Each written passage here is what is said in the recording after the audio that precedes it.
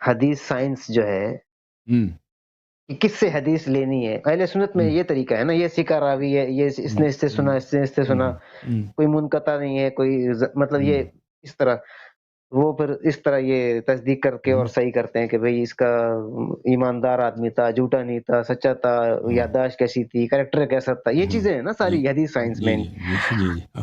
فقہ جعفریہ میں کیا طریقہ کار ہے کہ مقصد ائمہ کی ہمارے تک بات جو پہنچے گی وہ مطلب اس کی ہم تصدیق کیسے کریں گے کہ وہ صحیح بات انہی کی بات ہے ہم تک پہنچی ہے. یہ جو ہے نا یہ لوگ جو کہتے ہیں کہ ہمارا طریقہ کار یہ ہے کہ ہم صرف ثقات سے لیں گے جماعت مخالفین. پھر میں شیعوں کے متعلق بات کروں گا، پہلے مخالفین کے متعلق بات کرتا ہوں. ٹھیک ہے.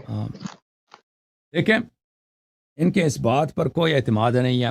یہ کہہ رہے ہیں ہم صرف ثقات سے لیں گے. توثیق کیسے ہوتی ہے کہ فلان شخص اس کا حافظہ کیسا تھا، اس کا ذاکرہ کیسا تھا، یا اس کی جو ہے یادداشت کیسی تھی، سچا تھا، جھوٹا تھا. یہ سب باتیں لوگوں کے اجتہاد ہیں، لوگوں کے نظریات ہیں. اوکے، بہت کم ایسے لوگ ہیں جنہوں نے کسی کو دیکھا ہے، شہادت دی ہے کہ اچھا آدمی تھا، برا آدمی تھا، یا ان کے جو شہادات ہیں یہ سب لوگوں کے اجتہاد. مثلا ایک شخص ہے 200 سال بعد آیا، وہ اپنے سے 150 سال پہلے والے آدمی کے متعلق کہہ رہا ہے کہ یہ سچا ہے یا جھوٹا ہے. یا مثلا ایک شخص 700 سال کے بعد آیا، جیسے ذہبی صاحب ہیں، جیسے ابن حجر عسقلانی 800 سال کے بعد آیا. وہ پہلی صدی دوسری صدی کے روات کے متعلق کہتا ہے کہ یہ صحیح ہے یا غلط ہے. تو ان باتوں کا کوئی بھروسہ نہیں ہے. اور ان کے علماء جو تھے اکثر جو توثیق کرتے تھے اور جو جرح تعدیل کرتے تھے، یہ تعصبات کے بنا پر یا ذاتی مفادات کے بنا پر. میں ان کے ایک بہت بڑے محدث ہیں اور بہت بڑے جرح و تعدیل کے بہت بڑے سورس ہیں، علی ابن المدینی. ان کا متعلق ایک جملہ دکھانا چاہتا ہوں. یہ کتاب سیر اعلام النبلاء لکھی ہے ذہبی صاحب نے. ذہبی صاحب خود جرح و تعدیل میں، معرفت احادیث میں ان کا ثانی نہیں. یہ جز نمبر 11 ہے، رسالہ میں چھپی ہے.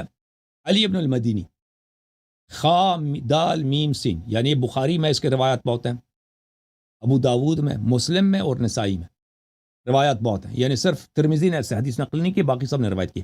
الشیخ الامام الحجہ، دیکھیں القاب کیا ہیں، شیخ امام حجت امیر المؤمنین فی الحدیث. اس سے بڑھ کر اس کا کوئی لقب ہو ہی نہیں سکتا. اب مثلا بخاری ہے، اس کو کہتے ہیں یہ لوگ امیر المؤمنین فی الحدیث کہتے ہیں. احمد بن حنبل ہے، یعنی یہ تاریخ، دنیا تاریخ میں ان علماء میں ہے کہ حدیث میں سب سے بڑے عالم تھے. ابو الحسن علی بن عبداللہ المدینی المعروف بن المدینی. اچھا، بخاری مسلم سب نے ان سے حدیث نقل کیا.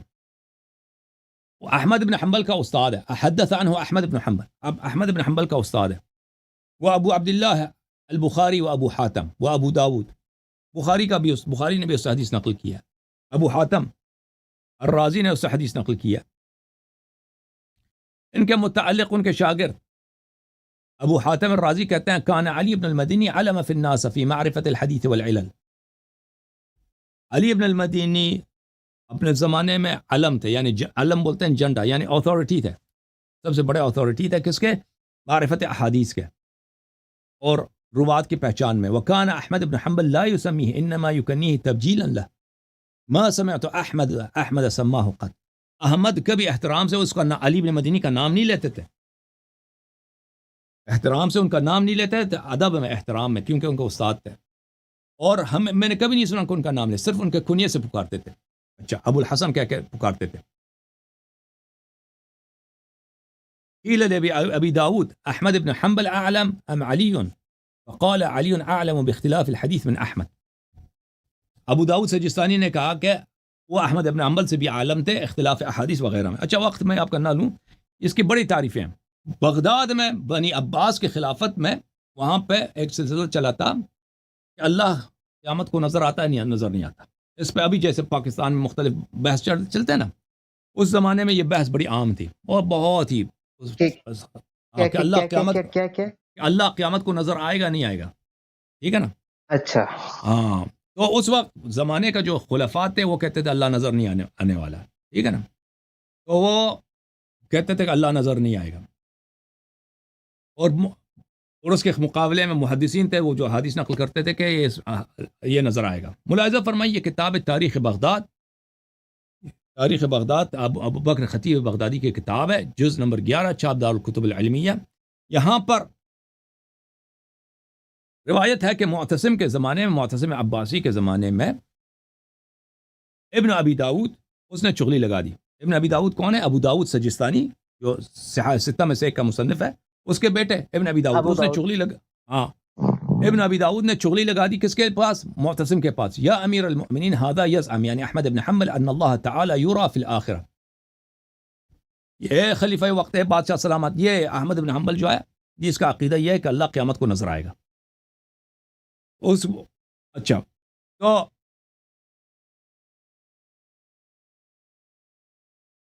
اس نے احمد کو بلایا، معتصم نے احمد کو بلایا کہ احمد ادھر آ جاؤ۔ احمد ادھر آئے، ما عندك في هذا؟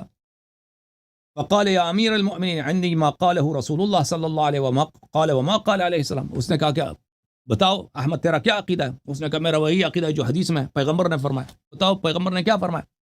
اس نے کہا کہ میرے پاس حدیث ہے کہ حدثني محمد بن جعفر غندر حدثنا شعبہ عن اسماعیل عن ابی خالد عن قیس بن حازم عن جریر بن عبداللہ البجلی۔ اس نے سند بتا دی کہ ہم نبی صلی اللہ علیہ وسلم کے ساتھ تھے، نبی صلی اللہ علیہ وسلم نے چاند کی طرف اشارہ کیا اور کہا کہ اما انکم سترون ربکم کما ترون هذا البدر لا تضامون فی رؤیته۔ اس نے کہا ہاں چاند، یہ چاند دیکھتے ہو نا کہ اس طرح چاند دینے میں آپ کو کوئی زحمت نہیں ہوتی، اسی طرح قیامت کے دن اس طرح نظر آئے گا۔ ہمارے پاس یہ حدیث احمد نے کہا۔ تو احمد تو بڑا خوش تھا، احمد کے پاس دلیل ہے۔ احمد نے ابو داود کو کہا کہ تو نے بھائی میری چغلی لگا دی ہے، انظر اس کا کیا جواب دے گا؟ اس نے کہا کہ انظر فی اسناد هذا الحدیث، اس نے کہا کہ اس حدیث کے سند کو میں چیک کروں گا کہ بھئی یہ حدیث ضعیف ہے یا نہیں ہے۔ اس نے بڑا محنت کیا بھائی ابن ابی داود نے کہ اس حدیث کے سند میں کوئی وہ اس کو ضعف مل جائے، اس کو ضعف کچھ بھی نہیں ملا، اس میں کوئی ضعف نہیں ملا۔ تو اس نے کیا کیا؟ فوجہ ابن ابی داود الى علی ابن المدینی وهو بغداد مملق ما يقدر على درہم، اس نے بلا دیا علی المدینی کو بلایا اپنے پاس۔ علی ابن المدینی کون ہے؟ احمد بن حنبل کا استاد ہے، اور وہ کیا، وہ بڑا ہی فقیر آدمی ہے، اس کے پاس ایک درہم بھی نہیں، ایک آنا پیسہ بھی نہیں ہے، بغداد میں پھر رہا ہے آوارہ، پیسے ہے نہیں اس کے پاس۔ اس کو بلایا احمد بن حنبل کا استاد، فاحضرہ اپنے، یہ کیوں کہ یہ ابن ابی داؤد جو تھا نا دربار میں، یہ دربار میں اس کا بڑے مناصب تھے، قاضی وغیرہ تھا، اس کے پاس پیسے تھے، اس نے اس کو بلایا، اس سے بات کی، اس کو 1000 درہم دے دیا۔ قال ان له هذا وصلك بها امیر المؤمنین وامر ان يدفع اليه جميع ما استحق من ارزاقه وكان له رزق سنتين۔ یہ بادشاہ سلامت نے آپ کو 10,000 درہم دے دیے، یہ اٹھا لو۔ اور بادشاہ نے کہا کہ آپ کے جتنے پیسے بیت المال میں آپ کے ہیں کہ اس کو آپ کو 2-3 سال سے کسی نے پیسے نہیں دیے، آپ کی تنخواہیں کٹ گئی ہیں، وہ میں بادشاہ حکم دے گا کہ وہ پیسے بھی آپ کو مل جائیں۔ ثم قال له یا ابا الحسن حدیث جریر بن عبداللہ فی الرؤیا ما ہوا، پھر اس نے کہا کہ اس حدیث کا کچھ آپ علاج کریں، اس حدیث کا آپ کچھ علاج کریں۔ ہاں وہ حدیثیں بن رہی تھی، نہیں حدیث وہ احمد نے سنایا نا، حدیث نے احمد نے سنایا کہ اللہ نظر آئے گا، تو ابن ابی داود کے پاس اس کا جواب نہیں تھا کہ اس کو ضعیف کر دے، تو اس نے احمد کے استاد کو اس نے پیسے دے دیے، کہا کہ اس حدیث کا کچھ ضعیف کروانا چاہا، ہاں کہتے اس کا کچھ کرو، کیونکہ احمد نے مجھے شرمندہ کیا ہے سب کے سامنے، اور بادشاہ کے سامنے اس کی جان جٹ گئی ہے، میں نے چغلی لگائی تھی اس کی۔ علی نے کہا یہ علی ابن المدینی کا حدیث صحیح ہون، یہ حدیث صحیح ہے، میں اس میں کیا ضعیف کر دوں اس کو؟ اس نے کہا فہل عندک فیہ شیء، اس نے کہا کچھ تو نکالو اس میں، اس حدیث کے سند میں کچھ تو نکالو۔ قال یعفینی القاضی من هذا، اس نے کہا کہ آپ ٹھیک، آپ چیف جسٹس ہیں، لیکن مجھے چھوڑ دیں اس حدیث کو، میں کیا اس کو خراب کر دوں۔ قال یا ابا الحسن هذه حاجت الدہر، اس نے کہا کہ یہ میری زندگی کی سب سے بڑی ضرورت ہے، آپ اس حدیث کا کچھ کر دیں، اس کو ضعیف کر دو۔ ثم امر له بثياب وطيب، یہ مسلمان تھے، رسول کا قول خراب کر رہے ہیں، ومركب بسرجه ولجام، بس اس نے، یہ چیف جسٹس تھا نا، اس کے پاس پیسے بہت تھے، اس نے کہا کہ اس کے لیے نئے کپڑے لے کے آؤ، اس کے لیے بڑے پرانے زمانے میں یہ جو خوشبو تھے نا، عطر پرفیوم، یہ بہت مہنگے ہوتے تھے، اس کے لیے بہترین پرفیوم لے کے آؤ، بہترین گوڑا لے کے آؤ، گورے کے لیے بہترین زین لگا کے لے کے آؤ، اور غلام سب اس کو دے دو۔ چیف جسٹس نے اس کو دے دیا۔ ولم یزل حتی قال له، اس کو اتنا انعام دے دیا علی ابن مدینی نے۔ علی ابن مدینی نے کیا کہا آخر میں؟ آخر میں کہا هذا الاسناد من لا يعمل عليه ولا على ما يروي، اس نے کہا کہ یہ سند ضعیف ہے. جب اس کو بہت پیسے ملے نا علی ابن المدینی, وہی امیر المؤمنین فی الحدیث, وہی اب اس کو پیسے ملے نا, بخاری کا استاد ہے, احمد بن حنبل کا استاد ہے, بخاری مسلم میں اس کا حدیث بہت زیادہ علی مدینی کے, اور اس کی جرح تعدیل بھی بہت ہے. جرح تعدیل کے کتابوں میں دیکھیں نا, وہی علی بن مدینی نے فلان کو کہا ثقہ ہے, فلان کو کہا ضعیف ہے, وہ وہی ہے. جب اس کو پیسے خوب دے دیا, اس نے کہا کہ صحیح حدیث ضعیف ہے. اس کا راوی کون ہے؟ قیس بن ابی حازم ہے. وقیس بن ابی حازم انما كان اعرابيا بوالا على عقبيه, وہ اعرابی تھا, وہ ایک بدو عرب تھا. اس کو کیا آتا ہے؟ اس نے حدیث نقل کیا. وہ بوال ہے, اس کو گالی بھی دیا. وہ کیا کرتا تھا؟ وہ پیشاب کرتا تھا اپنے پیروں پر, وہ پیشاب کرتا تھا. ہاں, وہ عربوں میں یہ رسم تھا نا, وہ اس کے پیر پڑ جاتے تھے پرانے زمانے میں. عرب جو تھے نا, عرب چلتے تھے صحرا میں, جوتے تو صحیح نہیں ہوتے تھے ان کے پاس, اور یہ ان کے پیر, اور بعض کے پاس اگر عربی جوتا بھی تھا نا, اس طرح بوٹ کی طرح تو نہیں تھا ان کے پاس, چپل تھا ان کے پاس. وہ چپل سینڈل جیسا چپل ہوتا نا, اوپر تسمے ہوتے ہیں, اس میں ان کے پیر بہت پٹ جاتے تھے. تو ان کا عقیدہ یہ ہوتا تھا اسلام سے پہلے کہ اس پہ اگر پیشاب کریں اپنے پیروں پر تو وہ اس کے لیے مفید ہے, اس کی علاج ہو جاتی ہے. پیر میں جو ہاں دراڑیں آ جاتی ہیں, ہاں, تو وہ جو ہے نا, وہ بہت سارے لوگ اس کو پیشاب کرتے تھے. تو رسول پاک صلی اللہ علیہ وسلم کو اس سے بھی بہت تکلیف ہوتی تھی مسجد میں, کیونکہ عربوں کی عادت تھی کہ وہ پیروں میں پیشاب کریں. تو فرماتے تھے کہ اپنے پیروں کو دھو کے آیا کرو. وہ جو روایات میں ہے کہ وضو کے بعد اپنے پیروں کو دھویا کرو, یہ نہیں ہے کہ وضو کے بعد یہ وضو کا جزو ہے, اس لیے کہ یہ لوگ پیشاب مسجد آ کے وہ خراب کرتے تھے مسجد کو.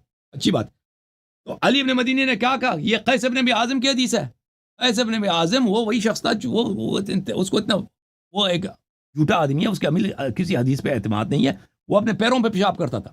اچھا, فقبل ابن ابی داؤد ابن المدینی واعتنقہ. تو اب ابن ابی داؤد بڑا خوش ہو گیا, گلے لگایا علی ابن المدینی کو, واہ واہ, زندہ باد, تو نے مجھے زندہ کر دیا. اور اس کو فقبل ابن ابی داؤد ابن المدینی واعتنق, اس کو چومی بھی لگایا, بوسہ بھی دیا اس کو, وہ گلے بھی لگایا. فلما كان الغد وحضروا قال ابن ابي داود يا امير المؤمنين يحتج في الرؤيا بحديث جرير وانما رواه عنه قيس بن ابي حازم هو اعرابي بوال على عقبيه.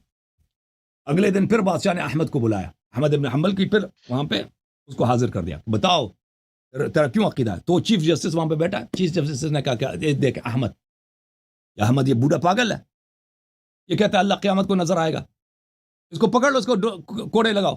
یہ جو ہے یہ قیس ابن ابی حازم کی حدیث پکڑ کے آیا, وہ تو علی ابن المدینی کہہ رہا ہے, آپ کا استاد کہہ رہا ہے, وہ تو جھوٹا آدمی ہے, اس کی حدیث ضعیف ہے. احمد کو جب پتہ چلا نا, فعند ذلك قال احمد بعد فحين اطلع لي ذلك علمت انه من عمل علي بن المديني بل فكان هذا واشباهه من اوكد الامور في ضربه. احمد نے جب دیکھا کہ یہ بڑا خوش ہے آج, چیف جسٹس کی طرف دیکھا کہ یہ بڑا خوش ہے آج اور مجھے کہہ رہا ہے, تو اس کو پتہ چل گیا کہ علی ابن مدینی نے اپنا کام کر دیا, اس نے اس کو رشوت دے کے حدیث کو ضعیف بنا دیا. اور اسی وجہ سے احمد ابن حنبل کو کوڑے پڑے تھے اس زمانے میں, جیل گیا تھا بہت, اس کو جیل میں بڑی عذاب بھی ہوئی تھی. اچھا, پھر اس کے بعد خطیب بغداد قلت ما حكى عن علي بن المديني في هذا الخبر من ان قيس بن ابي حازم لا يعمل على ما يرويه لكونه اعرابيا بوالا على عقبيه فهو باطل, بل وقد نزه الله عليا قول ذلك لان اهل الاثر وفيهم علي مجمعون على احتجاج بروايه قيس بن ابي حازم وتصحيحها. کہتے ہیں یہ بات جو علی ابن المدینی سے مروی ہے اس حدیث میں, یہ قیس بن ابی حازم ایسا نہیں تھا, وہ جھوٹا نہیں تھا, اس نے پیسے لے کے ایسا کیا ہے. تو وہ خود دوسری مقامات پہ علی ابن المدینی نے شہادت دی کہ وہ قیس صحیح آدمی تھا, لیکن یہاں پہ پیسے جب اس کو ملے ہیں تو کہنے کا مقصد یہ ہے میرے عزیز, یہاں پہ اس کو پیسے ملے ہیں, اس نے حدیث کو صحیح بنا دیا, حدیث کو ضعیف کر دیا. تو اسی طرح دوسرے بہت سارے مقامات ہیں, اس کی تعداد بہت زیادہ. اگر میں کسی وقت بات کروں کہ تعصب کے بنا پر, بالخصوص تعصب کے بنا پر, جب اندازہ ہو جاتا تھا, اکثر آپ کو بھی سنا ہے سکیم بخاری,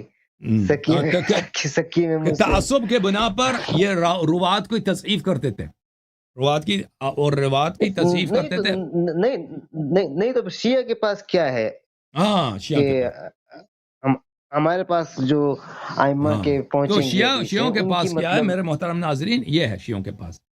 دیکھیں کہ ائمہ طاہرین علیہم الصلاۃ والسلام نے اپنے زمانے میں, امیر المؤمنین علیہ السلام کے زمانے میں, اور بقیہ ائمہ طاہرین علیہ السلام کے زمانے میں کہ حدیث کی کتابیں لکھی گئیں, ٹھیک ہے نا. تو ہمارے جو احادیث ہیں اس میں سے سند کی ضرورت نہیں ہے، کیونکہ وہ کتابیں انہی زمانے میں لکھی گئی ہیں۔ ان کی کتابوں میں شیعوں کے پاس ہزاریں کتابیں کس وقت لکھی گئی ہیں؟ امیر المؤمنین علیہ السلام کے زمانے میں، امام حسن علیہ السلام کے زمانے میں، امام حسین علیہ السلام کے زمانے میں، اور بقیہ ائمہ طاہرین علیہ السلام کے زمانے میں۔ اور یہ کتابیں شیعہ مصنفین لکھتے تھے، اس کی دلائل بہت زیادہ ائمہ علیہ السلام کی خدمت میں پیش کرتے تھے، اور وہ پھر تصحیح فرماتے تھے، اور پھر دوسرے شیعوں کو کہتے تھے کہ فلان کتاب صحیح ہے، اس سے حدیث تم لے لو۔